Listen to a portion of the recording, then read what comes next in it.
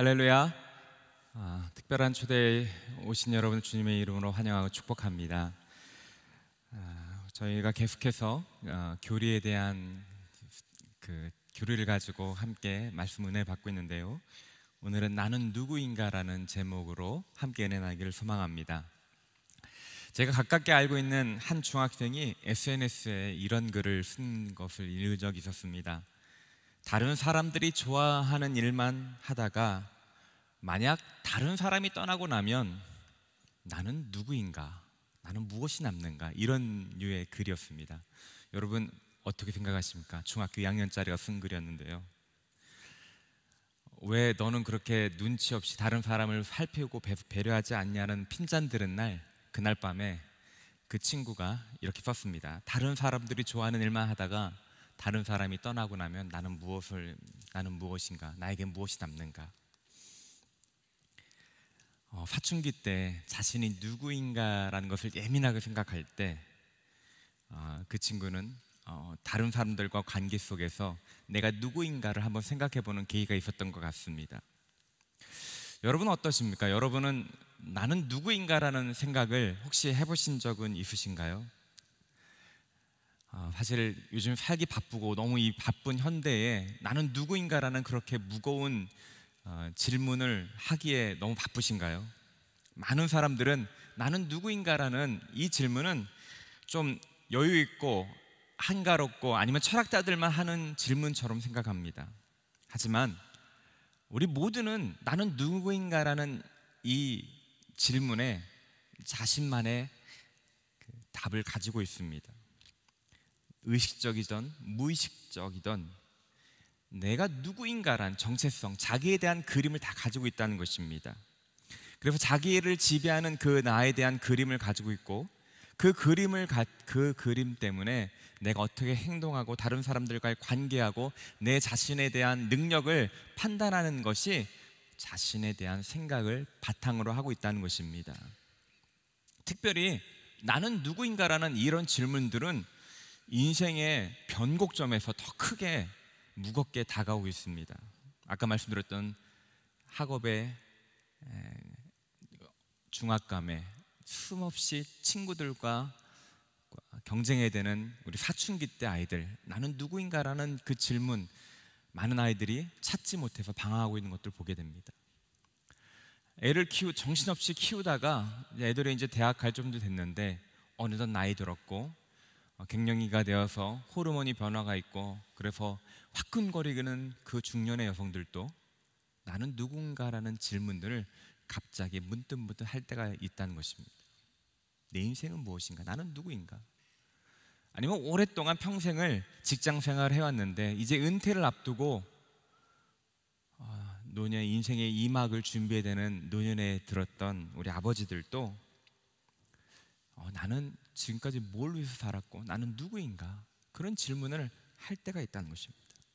그 질문이 다른 평상시 때보다 내면에 있던 그 생각들이 갑자기 자신의 마음 가운데 무겁게 쿵하고 다가올 때 만약 그 질문에 온전하게 대답하지 못한다면 우리 삶은 굉장히 혼란에 빠지게 됩니다. 오랫동안 자신에 대한 붙들고 있던 생각이 온전한 생각이 아니고 자신에 대한 그림이 어그러지면 고통스러워하고 심지어 스스로 생을 마감하는 그러한 경우도 있다는 것입니다. 저는 보스턴에 한 11년 정도 같이 살았는데요. 거기에 여러분 아시다시피 하버드, MIT라는 세계에서 최고로 좋은 대학들이 있습니다. 근데 안타까운 것은 그곳에 들어가기 참 수재들이고 어렵게 들어갔는데 해마다 몇십 명씩 자살하는 경우가 있다는 것입니다. 또 많은 학생들이 우울증에 시달리고 있습니다. 너무나 안타까운 일입니다. 도대체 왜 이런 일이 일어날까? 이것을 일반화하기는 어렵지만 가장 큰 이유는 자신에 대한 그림이 훼손되었기 때문인 것입니다. 하버드 오기 전에는 자기가 있던 그 고등학교에서 최고였는데 막상 그 학교에 와서 시험을 보고 지내다 보니 성적이 안 나와서 자신이 받아들일 수 없는 성적을 받아들였을 때 충격이 오는 것이죠. 자신이 누구인가를 자신의 학업에 대한 능력에 기초를 두었기 때문에 그것이 무너지자 삶에 대한 의미를 잃어버리고 안타깝게 자신의 생명을 이런 인생 살면 뭐하나 실패했다라고 생을 마감하는 것이죠. 제가 아는 분의 자녀도 그렇게 해서 자살을 했습니다. 너무나 안타까운 것이죠. 근데 그것은 비단 그들만의 이야기가 아니라는 것입니다. 오늘날 우리가 살아가고 있는 이 시대, 아니면 여기 앉아있는 어쩌면 어떤 분들도 우리는 끊임없이 수많은 불안과 우울과 불확실성 때문에 자신의 위치가 흔들린다고 생각하기 때문에 괴로워하고 우울해하고 절망하는 경우가 많다는 것입니다. 왜 그럴까요? 이 땅에 살면서 우리는 너무나 쉽게 이 세상의 조류에 우리 자신도 모르게 적응되었기 때문입니다. 이 땅에 살아가는 메인 세상의 가치는 내가 하는 일, 내가 가지고 있는 것, 능력을 따라서 내 존재와 가치가 결정된다는 것을 수없이 어렸을 때부터 지금까지 계속 반복해서 우리를 세뇌하고 있습니다.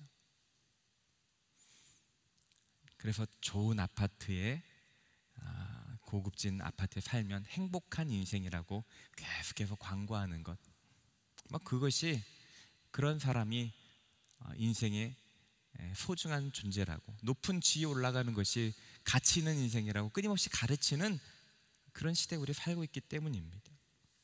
그래서 우리는 나 자신도 모르게 이 외적인 요인에 내가 누구인지를 결정하는데 기초를 두고 있다는 것입니다. 그런데 여러분 아시다시피 이 외적인 요인들은요 바뀐다는 것입니다. 자기가 있던 고등학교에서 1등 하던 친구가 MIT 하버드에 갔을 때 꼴찌가 될 수 있다는 것입니다. 자기가 있던 시골 동네에서 자기가 최고 부자였는데 서울에 올라와 보니 그 동네에서 가장 가난한 것처럼 느낄 수 있다는 것입니다. 우리가 만약에 나의 존재와 가치를 이렇게 다른 사람들과, 수평적인 사람들과 비교하고, 그래서 상대적인 가치에 내 자신의 가치와 나는 누구인가를 계속해서 확인하고 그걸 붙든다면 우리의 이 세상에 살고 있는 한, 우리의 붙잡고 있는 그러한 것들은 계속해서 변하기 때문에 내가 누구인가라는 그 질문에 우리는 항상 불안해하고 힘들어할 수밖에 없다는 것입니다. 정년 퇴임할 때 아버지들이 느끼는 어쩌면 감정일 수도 있을 것 같습니다. 그동안 내가 그래도 열심히 일해서 가족을 뒷바라지하고 좋은 회사에서 다녀서 이렇게 했는데 막상 은퇴할 때 돼보니 내가 누구인지 모르겠다, 무엇을 해야 될지 모르겠다 라고 말씀하시는 분들이 많다는 것입니다. 여기 계신 우리 분들에게 다시 한번 제가 한번 여쭤보고 싶습니다. 여러분은 누구이신가요? 여러분, 나는 누구인가라는 그 질문에 여러분은 어떻게 대답하시겠습니까? 저는 오민입니다. 예, 맞죠? 그러나 그것은 이름입니다. 저는 온누리교회 목사입니다. 맞습니다. 그것은 저의 직업입니다. 저는 한국 사람입니다. 맞습니다. 국적입니다. 그러나 이 외적인 것 말고 나 자신을 설명한 근본적인 나의 가치와 나의 정체성을 붙잡을 근본적인 것을 우리는 붙잡아야 된다는 것입니다. 만약에 이 땅에 우리가 수평적인 가치만을, 외적인 요인만을 붙잡는다면 이 세상에 흔들릴 수밖에 없는 인생이 될 수밖에 없다는 것입니다. 인생의 가치나 재물이나 권력이나 권세나 그 모든 것들은 우리의 가치를 결정하는 요인이 아니라는 것입니다. 성경은 끊임없이, 복음은 우리가 이 세상에서 변하지 않는 절대적인 가치를 붙들어야 한다라고 가르쳐주고 있습니다. 그 본문 중에 하나가 바로 오늘 본문입니다. 오늘 본문은 우리 인간이 어디서 왔고 어떤 존재인지를 처음으로 설명해주는 인간이 만들어졌을 때의 모습을 보여주고 있습니다. 인간의 기원에 대해서 세상엔 두 가지 기원이 있다는 거 아시죠? 하나는 진화론입니다. 진화론은 우연에 의해서 오랜 시간 동안 적자생존의 법칙을 통해서 진화되었다는 것입니다. 그 철학의 근거에는 모든 것이 우연의 산물입니다. 그리고 그 철학의 이면에는 강한 자만이 살아남는다는 것입니다. 강한 자만이 가치 있고 의미 있고 존중된다는 것들이 사상에 깔려 있습니다. 오늘날 그것이 진리처럼 받아들여지는 세상이 있기 때문에 가지고 힘 있는 것만이 존귀하다고 가르치는 세상에 우리가 살고 있는 것이죠. 근데 하나님은 우리가 그렇게 우연한 산물이 아니라고 말합니다. 오늘 본문에서 하나님은, 우리 인간은 하나님께서 친히 지으시고 만드셨다라고 분명하게 선언하고 가르쳐주고 있습니다. 진화론을 과학적이지 않고 창조론이 과학적이지 않습니다. 어느 것도 이 두 가지를 증명해낼 수 있는 방법은 없습니다. 그것은 믿음으로 받아들여야 되는 영역인 것이죠. 여러분은 오랜 기간 우연한 기회에 의해서 진화된 존재라는, 그 후회라는 것들을 받아들이든지, 아니면 창조주 하나님께 의하여 지음받은 존재라는 이 두 가지 가운데 선택해야 된다는 것입니다. 오늘 26절에 보면 하나님께서 말씀하시기를 우리가 우리 형상대로 우리의 모양을 따라 사람을 만들어 그들이 바다의 물고기와 공중의 새와 가축과 온 땅과 땅 위에 기는 모든 것을 다스리자 하시고, 사람을 그분의 형상대로 창조하셨다라고 기록하고 있습니다. 하나님은 인간을 만드셨다라고 하는 것입니다. 인간이 하나님의 관계 가운데 하나님께서 지으신 존재로 만들었다는 것입니다. 하나님의 형상대로 모양을 따라 만들어진 것이 인간의 출발이고 본질이라는 것입니다. 이것이 과연 도대체 어떤 의미일까요? 이거는 이 하나님의 형상을 따라 지음받았다는 것은 우리가 내재적으로 변할 수 없는, 타협할 수 없는 가치를 지닌 존재라는 것입니다. 하나님께서 이 온 우주 천지 만물을 창조하실 때 다 말씀으로 창조하셨습니다. 그러나 인간만은 흙으로 지으시고 생기를 불어넣으셨습니다. 그리고 다른 모든 것에는, 어떤 것에도 하나님의 형상을 따라 지음받았다는 말을 쓰지 않고 오직 인간에게만 이 말씀을 하셨습니다. 인간이 수많은 피조물 중에 하나가 아니라 만물의 영장으로서 하나님과 특별한 관계에 있는 특별한 존재라는 것들을 나타내주는 것입니다. 그 자체가 존엄성이 부여된다는 것입니다. 이것은 우리 인간이 스스로 노력해서 얻은 것이 아닙니다. 하나님으로부터 부여받은, 절대로 빼앗길 수 없는 그런 가치인 것입니다. 우리 인간은 하나님의 형상을 가지고 있기에 존귀한 존재라는 것입니다. 이 말은, 이것은 이 땅에서 우리가 어떤 삶을 살아왔든지, 어떤 낮은 위치에 있든지 높은 위치에 있든지 그것이 상관없다는 것입니다.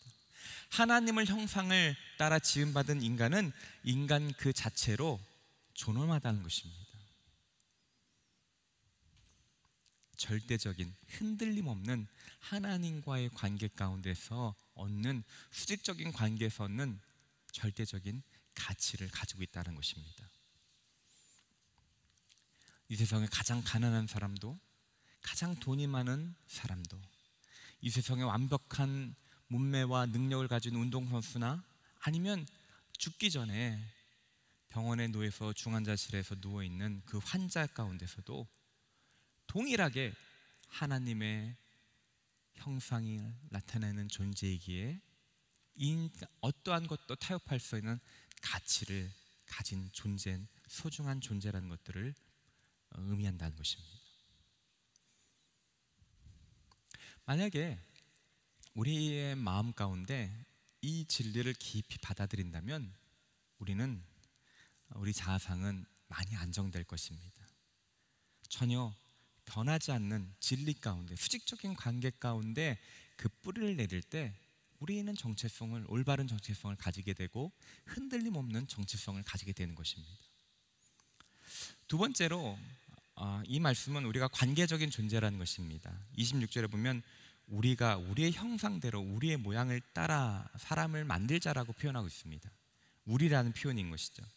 하나님께서 인간을 창조하실 때 성부, 성자, 성령 삼위일체 하나님께서 함께 인간을 만드신 것입니다. 삼위일체 하나님의 형상을 우리가 가지고 있다는 것입니다. 근데 하나님은 원래 관계적인 분이십니다. 하나님은 존재 자체가 삼위일체 하나님, 관계적인 존재이십니다. 성부 하나님, 성자 하나님, 성령 하나님께서 서로를 존중하시고 서로를 사랑하시고 완벽한 관계 가운데 계신 것이 하나님의 존재의 근원적인 방식인 것입니다. 그래서 창세기 2장 18절에 보면 사람이 혼자 있는 것이 좋지 못하다고 말씀하셨습니다. 왜? 혼자서는 하나님의 이 관계적인 것을 반영할 수 없기 때문인 것입니다. 그래서 짝을 만들어 주신 거죠. 관계적인 존재로 만들어 주신 것입니다.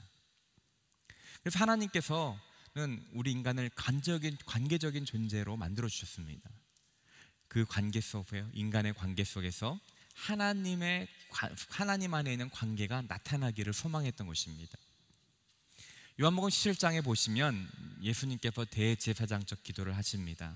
여러분 많이 잘 아실 수도 있겠는데요, 예수님께서 십자가에 달리시기 전에 마지막으로 제자들을 위해서 제사장의 기도를 올려드리는데 그 기도의 핵심은 이것입니다. 요한복음 17장 20절에 보면 우리가 하나인 것 같이 그들도 하나가 되게 하려는 것입니다. 성부, 성자, 성령 하나님께서 하나인 것처럼 그들도 하나가 되기 위한 것이 예수님의 십자가 사역의 목표라고 말씀하신 것입니다. 우리가 본래 관계적인 존재로 만들어졌기 때문인 것입니다. 그리고 관계를 맺는 핵심은 사랑인 것입니다. 그래서 하나님께서는 우리가 서로 사랑하기를, 내 이웃을 내 몸과 같이 사랑하기를, 하나님을 사랑하기를 그렇게 요구하시는 것입니다. 그것이 하나님께서 처음 만드신 형상을 회복하는 것이기 때문인 것입니다. 우리는 진정한 참사랑의 관계 안에서만 내가 누구인지를 발견할 수 있는 것입니다. 내가 가지고 있는 외적인 것으로 나의 누구인지를 확인하려고 한다면 그것은 계속해서 깨진 자아상을 가질 수밖에 없는 것이죠. 그러나 변하지 않는 사랑의 관계 가운데 내가 누구인지를 알고 그 사랑의 관계에 비춰서 자신을 바라보는 때 우리는 흔들리지 않은 건강한 자아상을 가지고 있는 것입니다. 이 진리를 깊이 받아들인다면 우리는 다른 사람을 바라보는 시각이 바뀌게 되는 것입니다. 야고보 사도는 야고보 3장에 보면 하나님의 형상을 따라 지음받은 사람을 저주하는 것이 안 된다라고 그렇게 훈육하고 있습니다. 우리 한 사람은 하나님의 형상을 따라 지음받은 사람이기 때문에 저주하면 안 된다는 것입니다. 그래서 크리스찬은 욕하면 안 되는 것입니다. 이 말씀에 따르면 상대방이 하나님 형상을 가진 존귀한 자이기 때문입니다. C.S. 루이스라는 분이 영광의 무게라는 책에서 이런 표현을 했습니다. 평범한 사람은 없습니다. 우리가 대화를 나누는 이들은 그저 죽어서 사라질 존재가 아닙니다. 우리가 농담을 주고받고 같이 일하고 결혼하고 무시하고 이용해 먹는 사람들은 불멸의 존재들입니다. 불멸의 소름 끼치는 존재가 되거나 영원한 광채가 될 이들입니다. 여러분 옆에 계신 분들이 그냥 잠시 있다 사라지는 존재가 아니라 불멸의 존재라는 겁니다. 예수님을 구주로 영접하는 사람들은 영원토록 영광의 존재가 되고, 만약에 예수님을 받지 않는 사람들은 불멸의 소름 끼는 존재가 된다는 것이죠. 그래서 옆에 있는 사람을 영원한토록 존재하는 존재로 볼 때 우리는 소중하게 다뤄야 된다는 그 말을 표현하는 것입니다. 여기에 진정한 인권이 있는 것입니다. 세상을 믿지 않는 사람들이 인권을 말합니다. 그러나 그 깊이 가보면 그 바닥에 깔린 것은 무능한 자에 대한 무시가 깔려 있습니다. 왜? 진화론적인 것을 기초로 한다면 유능하고 능력 있는 것이 선이기 때문인 것입니다. 무능하고 가난한 것은 악이라고 가리키기 때문인 것입니다. 그러나 하나님의 형상을 가진 존재라면 그 사람이 상대방이 어떠한 위치에 있든 간에 상관없이 존귀한 존재가 되는 것입니다. 예수님이 초대교회에 이 복음이 전파됐을 때 사실 그 당시 사회는, 그리스 로마 사회는 끔찍한 노예제도가 있는 끔찍한 시대였습니다. 아리스토텔레스라도 어떤 사람들은 너무 감성적이다 말하면서 그 사람들이 노예가 되는 것은 마땅하다라고 생각하는, 그래서 그 시대에는 끔찍한 가난이 있었고 낙태가 많았고 영아 사례가 많았고 노인과 병든 사람을 갖다 버리는 것이 전혀 거리낌 없는 그런 세상이었습니다. 그것이 다 합법적인 세상이었습니다. 바로 그런 그때 우리 인간이 하나님의 형상을 지은 존귀한 자라는 것을 받아들이는 크리스찬들은 그런 세상에서 그렇지 못하게 되었습니다. 그래서 그들은 고아들을 데려다 키웠고요, 낙태하지 못하게 여성들을 옹호했고요, 가난한 사람들을 함께 친구가 되었고 낙태를 반대했습니다. 왜요? 모든 인간이 하나님의 형상을 지닌 존귀한 자이기 때문이라는 생각을 가졌기 때문입니다. 결국 그것이 서구 문화에 큰 영향을 끼쳤던 것을 보게 됩니다. 그래서 우리 기독교라고 하고 교회를 다니지만 만약에 다른 사람들을, 직장에서 다른 사람들을 함부로 대한다면 이 하나님의 형상이란 이 진리를 전혀 받아들이지 않는 것입니다. 기독교인이 갑질한다는 것은 기독교인이 아니라는 것입니다. 내가 하나님의 형상을 따라 지음받았다는 것을 받아들이지 않는 것이고 상대방이 하나님의 형상을 따라 지음받은 존재라는 것을 받아들이지 않는 것입니다. 만약에 하나님의 형상을 따라 지은 관계적인 존재라는 것들을 깊이 깨닫는다면 우리는 상대방의 직업이, 나이와 소득에 상관없이 존중해야 된다는 것입니다. 세 번째로, 우리가 하나님의 형상을 따라 지음받았다는 것은 다스리는 자로 지음받았다는 것입니다.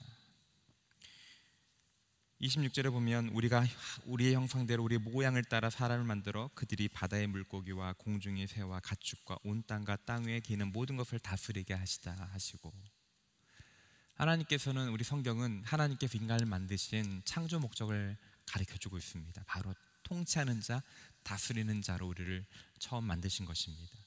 인간의 사명은 하나님을 대신하여서 이 땅을 다스리는 존재인 것입니다. 청지기로 사명을 주어받은 것입니다. 하나님께서 기대하신 것은 우리가 인간이 이 땅을 다스릴 때 하나님의 성품과 하나님의 뜻과 하나님의 그 영광이 우리를 통하여 반영되기를 소망하는 것입니다. 하나님의 형상을 보유한 인간을 통해서 하나님의 뜻이 이루어지는 것, 하나님을 나타내는 것, 하나님의 존재와 가치가 드러나게 하는 것, 그것을 대변하는 것, 그것이 인간에게 주어진 책무인 것입니다. 우리를 통하여 하나님의 영광의 빛이 세상에 가득 채워지기를 소망하신 것입니다.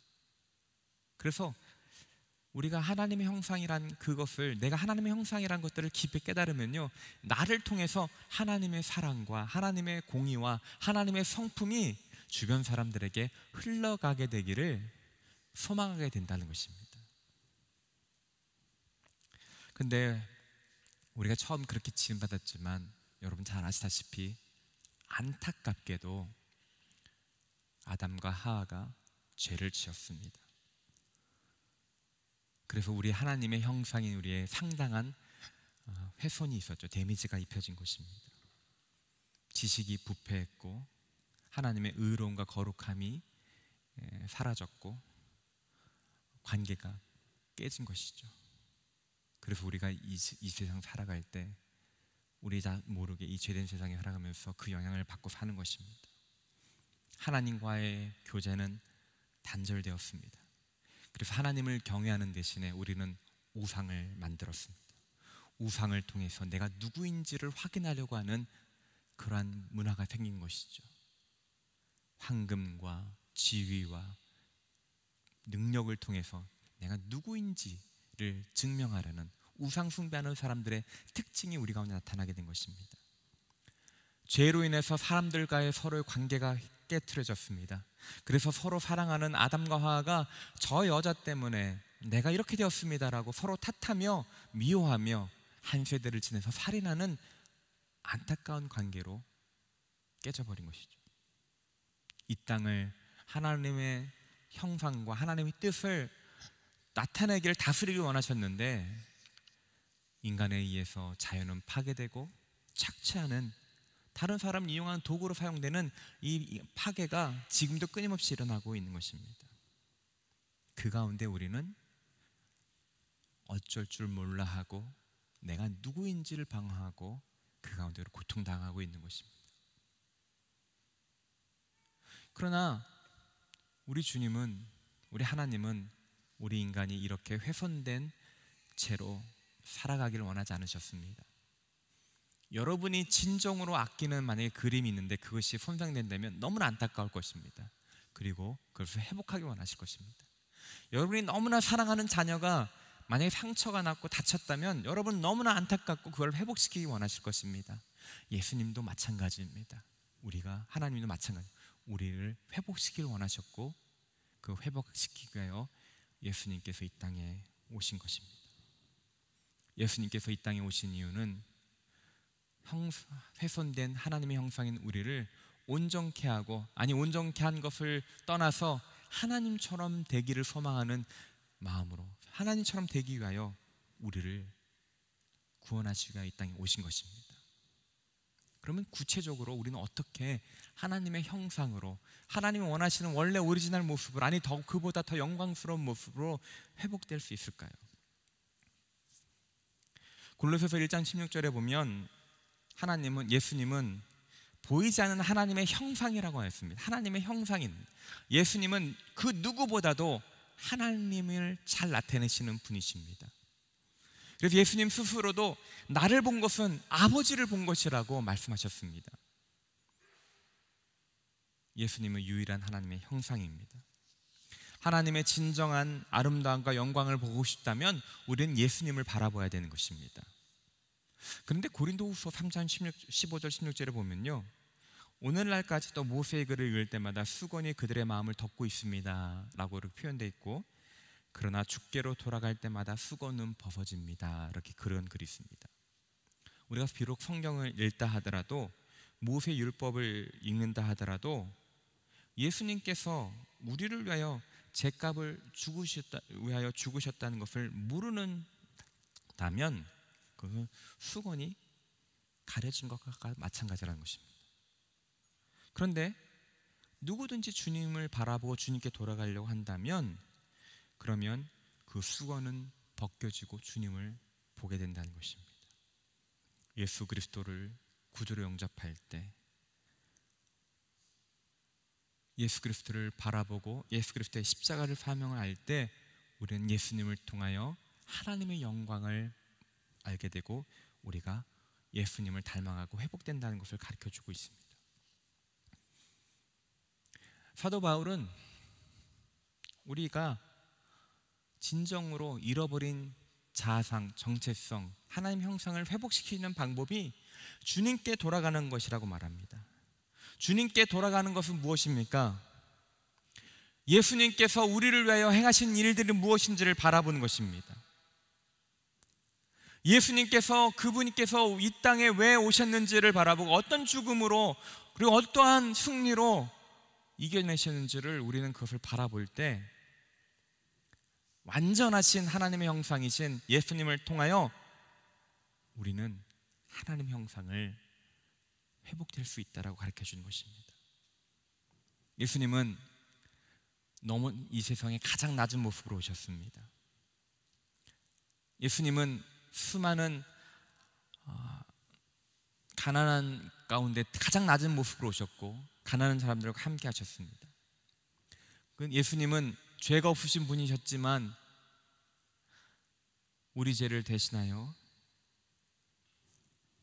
십자가에 달려 죽으셨습니다. 멸시받으셨고 수치를 당하셨습니다. 하나님의 형상을 유일하게 나타나시는 분이셨는데 이 세상에서 완전히 짓밟혔습니다. 왜요? 우리 죄를 대신해서 값을 치르시기 위한 것이었습니다. 그래서 예수님이 행하신 그것을 볼 때 우리는 그곳에 하나님의 사랑을 볼 수 있고 하나님의 영광을 볼 수 있는 것입니다. 요한복음에서 영광을 받게 된다는 것, 십자가의 죽음을 말하는 것입니다. 세상에서 말하는 높은 황제와 금을 가지고 있는 것이 하나님의 영광이 아니라 예수 그리스도의 십자가의 죽음을 볼 때 하나님의 아름다움과 영광을 경험하게 될 거라고 가르쳐주고 있습니다.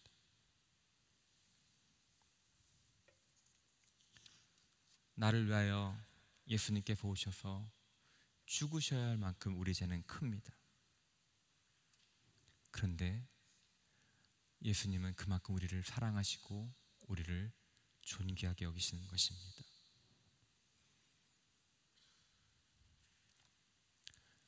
우리는 때때로 우리 자신의 죄가 예수님을 못 받게 했다는 것의 심각성을 깨닫지 못합니다.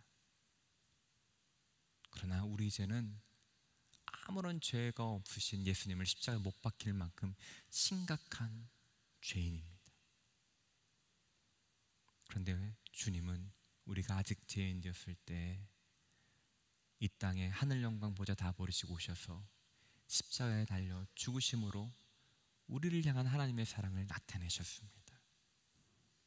이 십자가의 사랑을 집중할 때, 이 예수님 행하신 것을 바라볼 때 우리는 점점 주님을 닮아가고 하나님의 형상이 우리 안에 나타나게 된다는 것입니다. 그 십자가의 사랑에 내 자신을 비춰볼 때 내가 어떤 존재인지를 깨닫게 된다는 것입니다. 세상에서 말하는 학벌과 직업과 재산에 의해서 내 가치가 결정되는 것이 아니라 변하지 않는 예수 그리스도의 십자가의 사랑이 나의 가치를 말해준다는 것입니다. 나뿐만 아니라 내 옆에 있는 사람을 예수 그리스도가 생명을 바쳐서 구원한 사람이란 것들을 그 시각으로 바라볼 때 우리는 관계가 회복될 수 있다는 것입니다. 사랑하는 성도 여러분, 여러분은 자신을 누구라고 생각하십니까?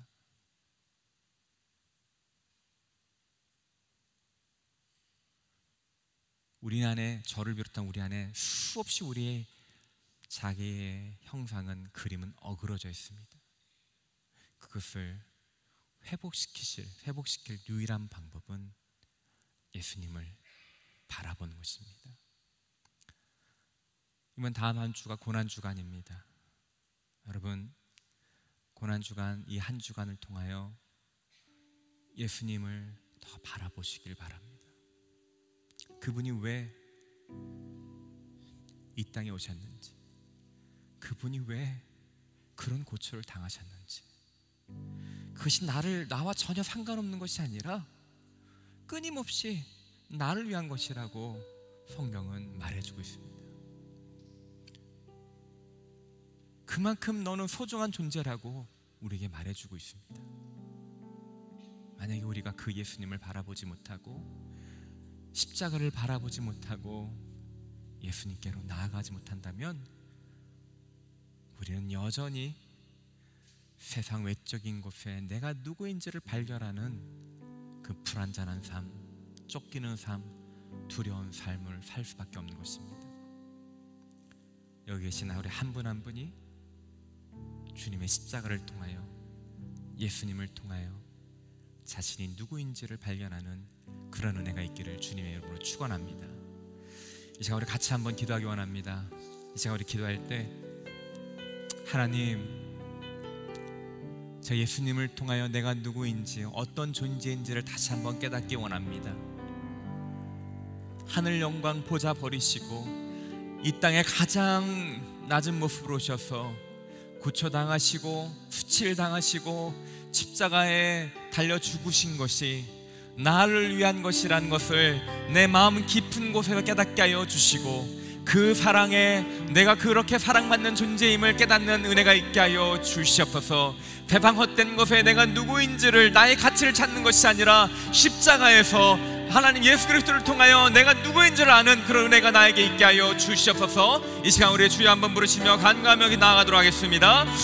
주여, 오 사랑과 은혜가 충만하신 주님, 이곳에 계시는 한 분 한 분을 축복하며 기도합니다. 아버지 하나님, 끊임없이 우리는 이 세상을 살아갈 때 헛된 것으로 내가 누구인지를 아버지 하나님 알아가려고 채워가려는 헛된 삶 가운데 있습니다. 그러나 하나님, 오늘 다시 말씀을 통하여 우리가 하나님의 형상을 따라 지음받은 존귀한 자요, 하나님의 사랑받는 자요, 하나님의 사랑과 의와 공의를 나타내는 자로 지음받았던 것을 알게 하셔서 감사합니다. 그렇게 하나님께서 우리를 구원하시려, 우리를 회복시키시려 예수 그리스도를 십자가에 달려 보내시고 우리를 위하여 죽게 하셨습니다. 아버지 하나님, 우리가 예수님을 바라봄으로 말미암아 내가 누구인지 알게 하여 주시옵소서. 아버지, 내가 하나님의 영광을 따라 지음받은 존귀한 자임을 깊이 깨닫게 하여 주시옵소서. 그래야 그 자존감으로, 아버지 그 나신에 대한 생각으로 아버지 이 세상 가운데 주눅들자며 담대하게 믿음의 길 걸어가며 하나님의 형상을, 하나님의 영광을, 하나님의 공의를 드러내며 나타내는 삶을 살아가는 저희 모두가 되게 하여 주시옵소서. 이곳에 계신 오늘 한 분 한 분 가운데 십자가의 사랑을 알게 하여 주시옵소서. 하나님, 나의 가치와 나의 인생의 의미와 비전과 그 사명이 다른 곳에 있는 것이 아니라 바로 하나님께 있음을 우리가 깊이 깨닫게 하여 주시옵소서. 십자가를 통하여 예수 그리스도를 바라봄으로 말미암아 우리 안에 어그러졌던 하나님의 형상이 회복되기를 원합니다. 우리를 통하여 하나님의 영광과 사랑과 공의와 거룩함이 흘러가기를 소망합니다. 이곳에 계신 우리 한 분 한 분 거짓에 휩싸이지 않게 해주시고 휘둘리지 않게 해주시고 이 진리를 붙들며 하나님의 영광과 형상을 나타내는 존귀한 자로 살아가게 하여 주시옵소서. 감사드리며 우리 구주 예수 그리스도의 이름으로 기도드립니다. 아멘.